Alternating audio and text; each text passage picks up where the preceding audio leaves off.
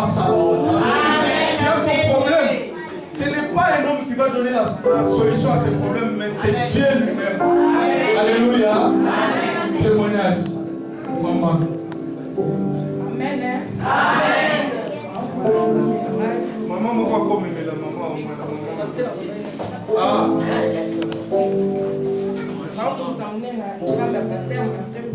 Amen. J'ai payé la grandeur de Dieu des pasteurs Martin Boukole. Depuis que j'avais eu mon premier enfant, et chaque fois, on est toujours dans des hôpitaux. Il a été opéré 3 fois. Vraiment, nous avons fréquenté beaucoup des hôpitaux. Et depuis que j'ai piétiné ici, aujourd'hui,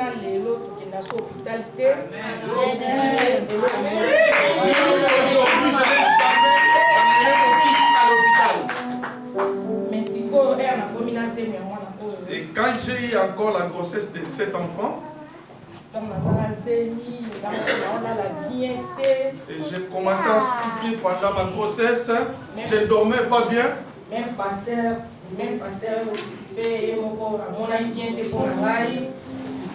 le prophète aussi n'avait pas bien vu pour moi, il avait à mon avis bien vu pour moi.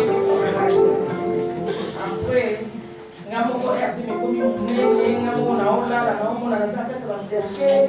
quand j'étais déjà dans le terme de ma grossesse, je me voyais dans des cercueils.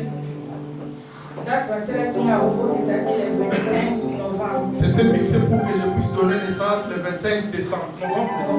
Novembre. Le 25, je n'ai pas mis au monde. On m'a dit de commencer à retourner à l'hôpital après 3 jours.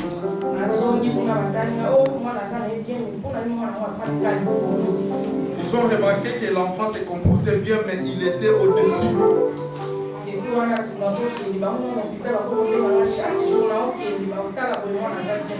Et lorsqu'ils ont remarqué ça, ils commençaient à m'appeler le médecin m'appelait chaque fois à l'hôpital. Vendredi le 23.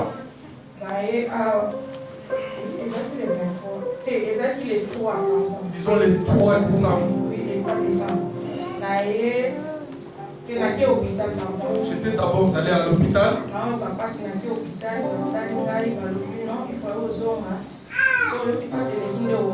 Ils m'ont conseillé de retourner en me disant que si je sentais encore des douleurs, que je puisse retourner à l'hôpital.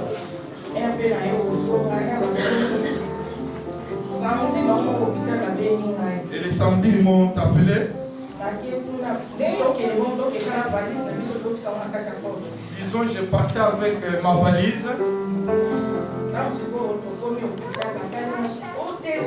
Samedi, et même m'ont appelé, ils m'ont encore dit de retourner à la maison. Et moi, je sentais des douleurs et moi retourner encore à la maison. Et maintenant, son père a commencé à me demander que si tu connais quelque chose, il faut dire, il faut parler. Je dis que je ne connais rien, je n'en fais rien.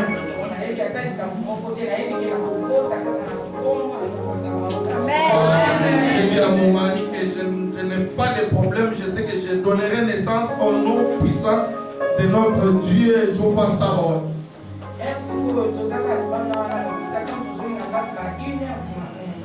Arrivé à la maison vers 1h du matin,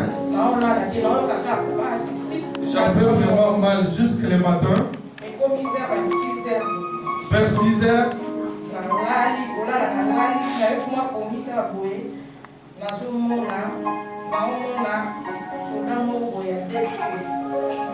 vers 6h, je dormais, j'ai remarqué qu'il y avait un militaire de DSP qui me disait pourquoi tu me regardes. Moi j'étais à l'intérieur de la parcelle, lui était dehors à l'extérieur.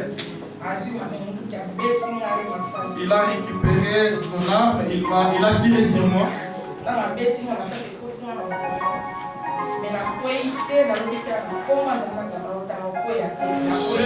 J'ai reçu des balles, mais je n'étais pas tombé. J'ai dit au nom puissant de Jehovah Sabaoth.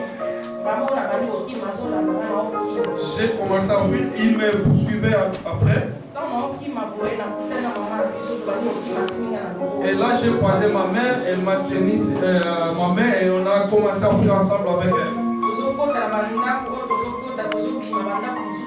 On traversait de maison en maison.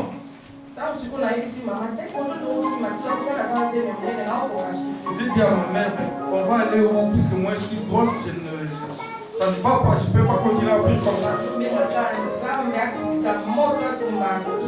Je dois seulement invoquer Dieu afin qu'il puisse faire tomber le feu, afin que ce militaire-là puisse être consumé. Quand j'ai dit ça, je me suis réveillé et c'était les rêves. J'ai dit à son papa.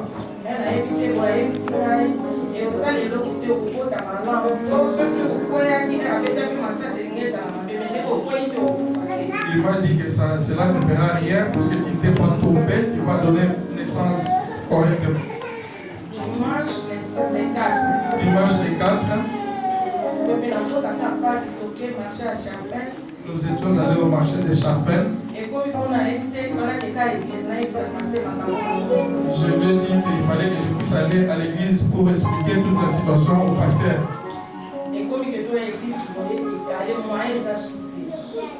Au moment où on devrait venir ici, il n'y avait pas moyen. Là, nous sommes allés directement à l'hôpital. Quand nous sommes arrivés à l'hôpital, et là, j'étais à 4 cm. Et ça s'augmentait. Oui. Depuis 19 heures. Puis 2 heures du matin, depuis 19h jusqu'à 2h du matin, l'enfant ne sortait pas.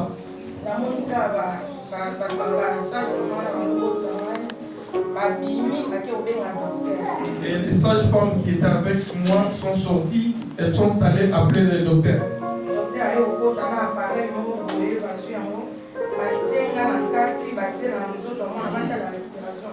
Le médecin a appliqué son appareil pour vérifier la respiration de l'enfant.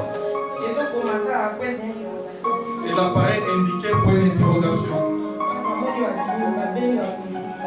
Là, il y a fait encore d'autres gens qui s'étaient arrivés. Et la salle était pleine.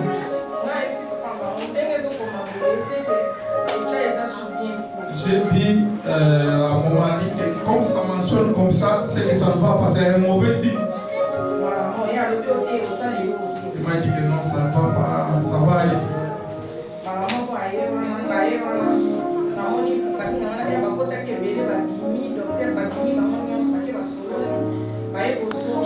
Ils sont arrivés, ils étaient pleins dans la chambre, ils sont sortis et ils sont encore retournés, les médecins.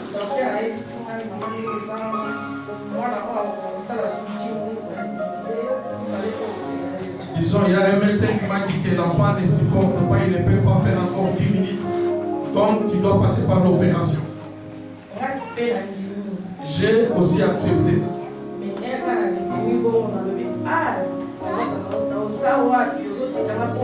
Quand j'ai accepté et après j'ai réalisé, j'ai dit, ah, Jehovah Sabaoth, où es-tu? Pourquoi tu m'as abandonné?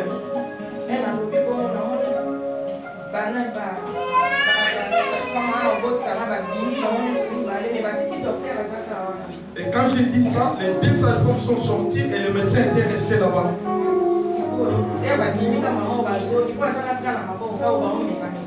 Oui, ils avaient les gants, elles sont sorties, elles sont retournées encore.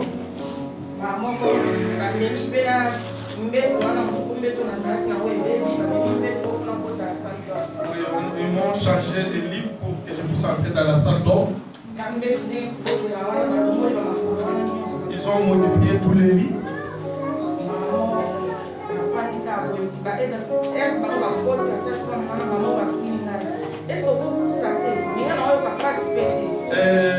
les sages-femmes m'ont demandé est-ce que tu ne peux pas encore pousser. Et moi, je n'avais pas encore de douleur. J'ai dit que je peux.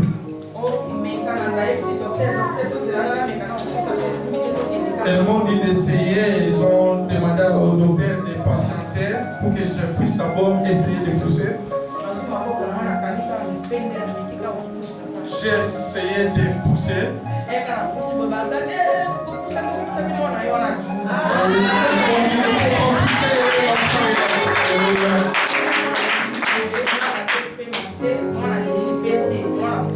L'enfant était sorti mais mort. Il ne respirait pas, il ne plaignait pas. L'enfant était mort, il ne respirait pas. Ils ont récupéré l'enfant, ils ont mis des machines un peu partout.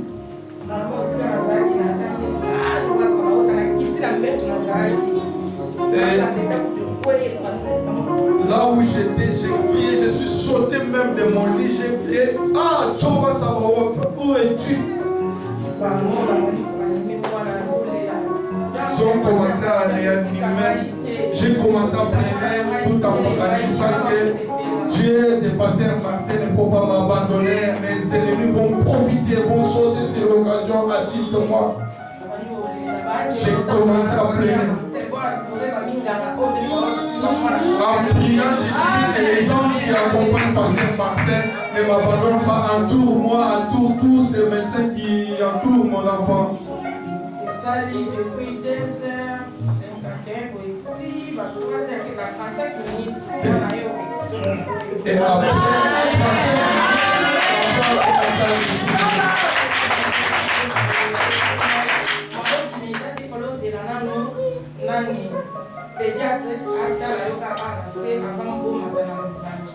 ils ont dit d'attendre pour que le pédiatre puisse passer, puisse faire son travail. Il a vérifié l'enfant, il n'y avait rien.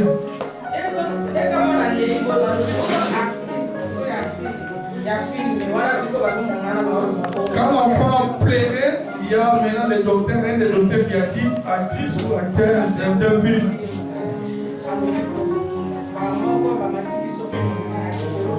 Et on nous a orienté vers la chambre. Ils ont commencé à examiner l'enfant, il n'y avait rien d'anormal.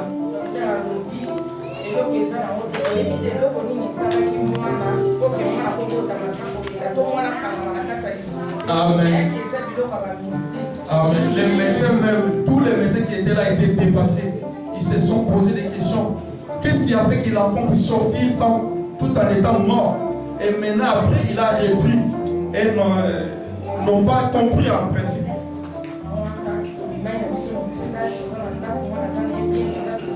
Amen.